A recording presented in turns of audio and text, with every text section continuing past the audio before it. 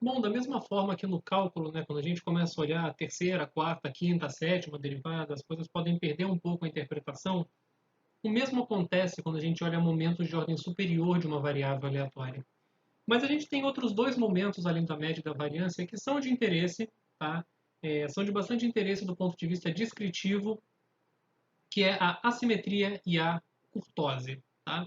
Então, se a gente olhar aqui essa primeira pergunta que está no slide, né, como que a gente interpreta momentos centrais de ordem superior? Se eu escrever o valor esperado de x menos μ elevado a k como valor esperado de x menos μ, que multiplica x menos μ elevado a k menos 1, eu estou querendo olhar o seguinte, eu estou querendo olhar o quanto que minha variável aleatória se desvia da média, ponderado por alguma certa quantidade de interesse que está relacionado com a cauda da minha variável aleatória. Então, se eu considerar para k igual a 3 e 4, e devidamente normalizado por razões históricas, a gente define os coeficientes de assimetria e curtose de uma distribuição da seguinte forma. A assimetria ela é dado como o valor esperado de x menos μ ao cubo, normalizado pelo desvio padrão ao cubo, e o coeficiente de curtose ele é dado pelo valor esperado de x menos μ à quarta dividido pelo desvio padrão à quarta, tá? Supondo que essas quantidades existam. Bom, o coeficiente de curtose de uma variável aleatória, você está essencialmente olhando x menos μ, o desvio da sua variável aleatória em relação à média elevado a uma quarta potência. Então você está querendo olhar essencialmente para o peso das caudas da sua variável aleatória. Né? É claro, x menos μ elevado a qualquer potência par também faz isso. Mas, como a gente gosta de números pequenos e bonitinhos, a gente considera, né, além da variância, óbvio, o o x menos μ elevado à quarta. Né? É como se você tivesse penalizando ainda mais grandes desvios a médias do que a variância faz. E o coeficiente de assimetria, ele mede quão assimétrica é a sua distribuição. Tá? A gente viu em vídeos anteriores que quando a gente pega uma distribuição que seja simétrica em torno da média, os momentos de ordem ímpar são iguais a zero. Então, se você tiver momentos de ordem ímpar diferentes de zero, isso significa uma coisa acontecendo em relação à simetria da sua distribuição. Tá? Então, como a gente novamente gosta de números pequenos, se eu olhar x menos μ ao cubo, tá? Eu vou estar, se essa quantidade for positiva, eu estou dizendo que eu tenho uma tendência maior a ter x acima da média. Se ela for negativa, eu tenho uma tendência maior a ter x abaixo da média. Tá? E por isso esses momentos são importantes que eles medem essas quantidades de modo relativamente intuitivo. O que responde à última pergunta desse slide. O que essas quantidades medem respectivamente. Ok? A gente não vai se alongar muito na discussão de outros momentos centrais por enquanto, mas uma quantidade extremamente importante é o coeficiente de correlação e a covariância entre duas variáveis aleatórias. Tá? Agora eu quero encontrar alguma quantidade que me dê alguma dica sobre a independência das variáveis aleatórias. A gente lembra que um conjunto de variáveis aleatórias é independentes quando eu consigo fatorar a conjunta como produto das marginais. Tá? Mas se eu não tiver acesso à minha densidade, tiver, sei lá, só algumas amostras da minha distribuição, como é que eu posso ter algum cheiro da independência ou da não independência delas? Tá? Então eu vou olhar como que essas variáveis aleatórias flutuam conjuntamente em torno das suas médias. Eu vou olhar então a seguinte quantidade: x subtraído da média, tá? Y subtraído da sua média. Tá? Se eu tiver uma covariância, se as duas tendem a estar conjuntamente acima da média, essa quantidade tende a ser positiva. Se as duas estiverem tendendo a estar conjuntamente abaixo da média, essa quantidade vai ser negativa. Mas, se uma estiver acima e a outra estiver abaixo, e uma não tem nenhuma influência na outra, parece razoável que eu tenha essa quantidade próxima de zero. Tá? Mas lembra, isso é uma variável aleatória. Para eu ter algum resumo numérico dela, eu vou tomar o valor esperado dessa quantidade. E isso a gente vai chamar da covariância entre x e y. Essa quantidade tem um problema na unidade, né? Que se x é medido em metros e y é medido em dólares, então covariância é medido em dólares vezes metro, que é uma quantidade que não é muito interessante. Então o que a gente faz? A gente simplesmente normaliza a covariância entre x e y pelo desvio padrão de x, desvio padrão de y, assumindo que essas quantidades existam e sejam finitas. Tá? aí sim agora tem uma quantidade que é adimensional e tem várias propriedades super interessantes que a gente vai ver daqui a pouco. E aí no próximo slide a gente vai ver também, né, algumas coisas que vão corroborar a relação dessas quantidades com independência entre as variáveis aleatórias, apesar de não ter, né, uma relação de causa e efeito tão direta assim. Então vamos lá, provar alguns resultadinhos. Aqui, o primeiro resultado que eu vou provar é que eu posso calcular a covariância de uma outra forma. Tá? Então, a covariância entre x e y, por definição, é o valor esperado de x menos μx, y menos μy, e isso vai dar, então, quando eu abrir essa fórmula, o valor esperado de xy menos x vezes μy menos y vezes μx mais μx μy. Tá? Quando eu abrir essa conta aqui, então, isso vai dar para mim o seguinte. Valor esperado de xy menos μx μy menos μy μx mais μx μy. Essas duas coisas vão se cancelar aqui. E o que vai sobrar para mim vai ser valor esperado de x vezes y menos valor esperado de x, valor esperado de y. Tá? É uma outra forma de calcular a covariância entre variáveis aleatórias. O item 2 é bastante importante. Tá?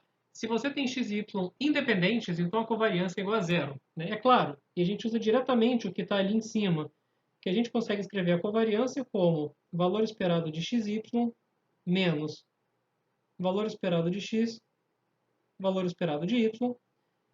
Como elas são independentes, o valor esperado de xy eu escrevo como valor esperado de x, valor esperado de y, e isso está subtraído de valor esperado de x, valor esperado de y, que é claro que vai dar zero. Tá? Porém, a recíproca não é verdadeira. A gente viu um slide em aulas anteriores, quando você tinha o valor esperado do produto sendo igual ao produto dos valores esperados, mas as variáveis aleatórias não eram independentes. Tá? Ou seja, independência implica covariância zero e correlação zero, por consequência. Mas covariância igual a zero não implica necessariamente independência. Isso é importante da gente ter em mente.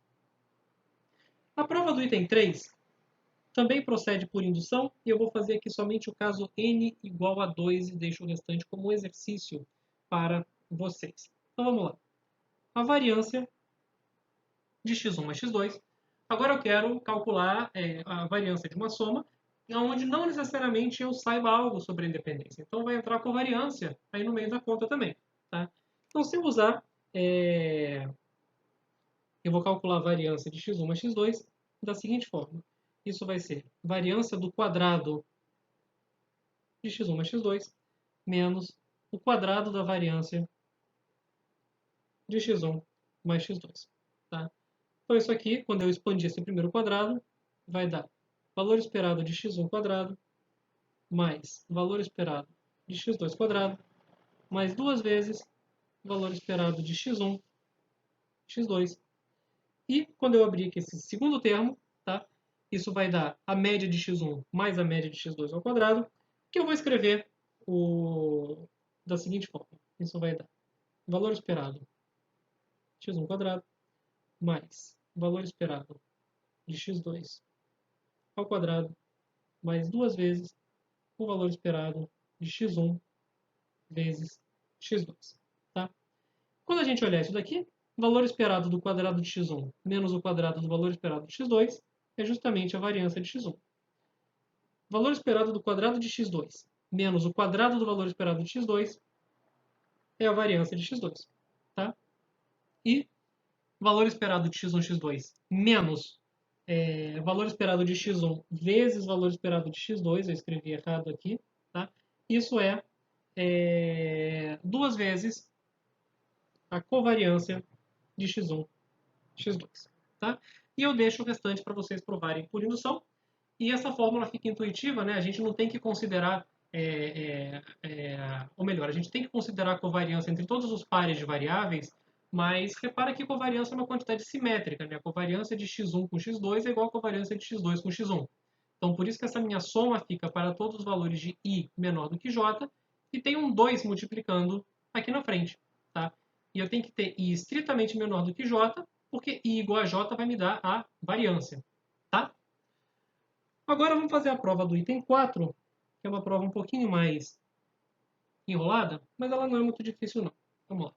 Para provar que o coeficiente de correlação ele é maior que ou igual a 1, eu vou usar aqui um lema que se chama a desigualdade de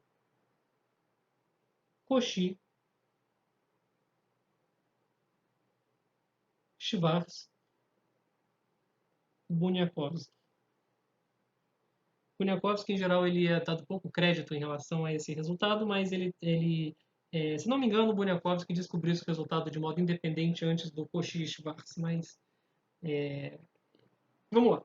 Esse resultado diz para a gente o seguinte: o valor esperado do módulo de xy ele é menor ou igual que valor esperado x quadrado, valor esperado y quadrado dentro da raiz. E aqui tem igualdade se e somente se y é uma função afim, é linear de x. Y é um múltiplo de x. Para quem lembra de álgebra linear, né, lá também tem uma coisa chamada desigualdade de Cauchy-Schwarz, que diz para você que o módulo do produto interno entre x e y é no máximo módulo de x, módulo de y. Tá? Com igualdade se e somente se y é um múltiplo do vetor x. Tá?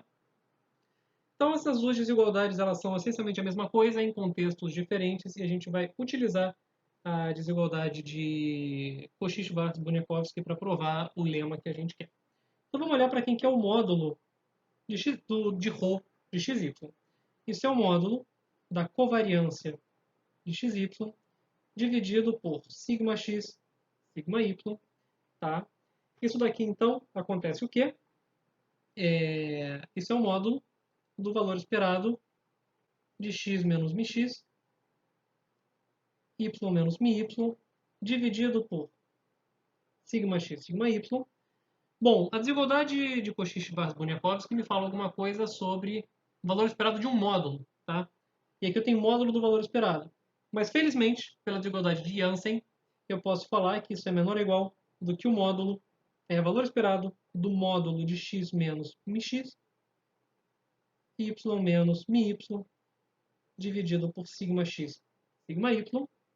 E aqui sim eu posso aplicar a desigualdade de Cauchy-Schwarz-Bunyakovsky, que vai ficar no denominador sigma x, sigma y.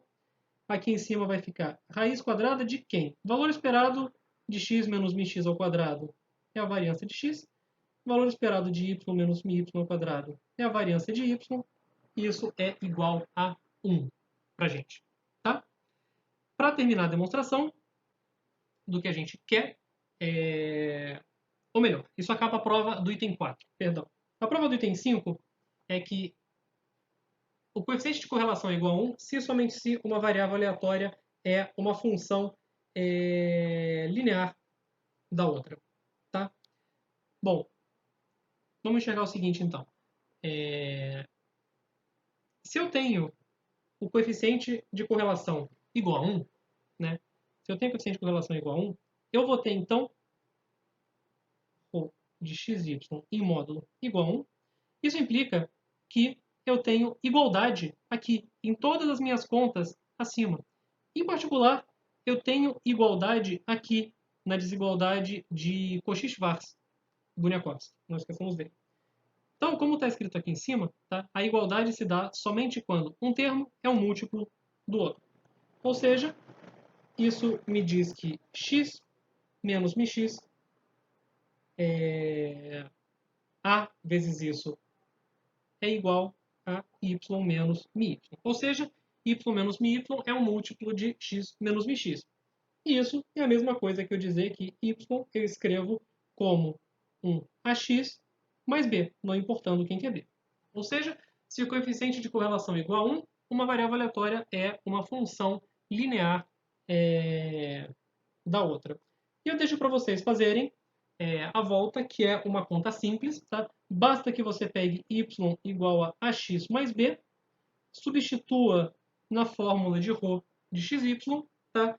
E você vai descobrir que isso vai ser mais ou menos 1, dependendo do sinal de A. Tá? Deixo como exercício para vocês fazerem essa prova. E isso termina o que a gente fala sobre momentos de variáveis aleatórias.